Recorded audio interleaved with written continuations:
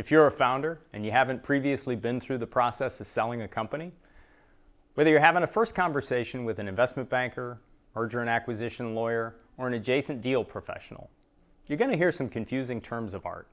Here's a quick primer on some of the most important words, terms, and phrases you'll need to know.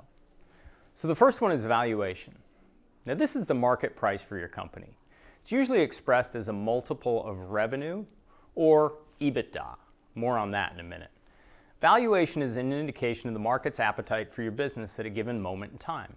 It'll often be frustratingly out of line with your expectations and sometimes seem far too focused on your financial metrics and not on what you think and know is special about what you've built. Take heart. There's a place in this process to figure in brand, moat, other differentiators, but none of that stuff will matter much if the financial piece doesn't pencil out. And it's the financials that interested buyers will be looking at first and most.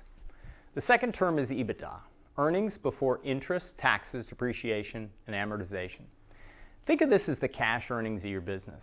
It's often adjusted by buyers and deal professionals around salaries, leases, owner economics, and other expenses that might change if the company changes hands. Get to know this term. It's usually pronounced EBITDA. It's likely that everyone involved in your deal will use it. In all likelihood, your business will sell at some multiple of this number, so it's key to most conversations and calculations associated with your deal. Next is structure. This will come up when your investment banker or buyer is proposing any non-cash element of your deal. It might sound like X amount of cash, Y amount in structure, where structure means something like a seller note, rolled or retained equity, bank or mezzanine financing, even preferred or structured equity.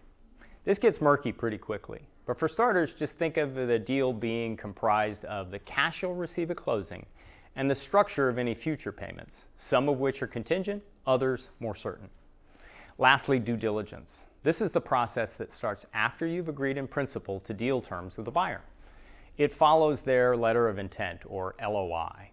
Due diligence, sometimes shortened to simply diligence, is an effort on the buyer's part to make sure that they have assessed all the risks, validated all their assumptions and all your assurances, including your representations about financial and other conditions of your business, so they know exactly what they're paying for and how they'll operate the business after you've closed the deal, especially if you're walking away afterwards, meaning you have no paid role after the sale of the company.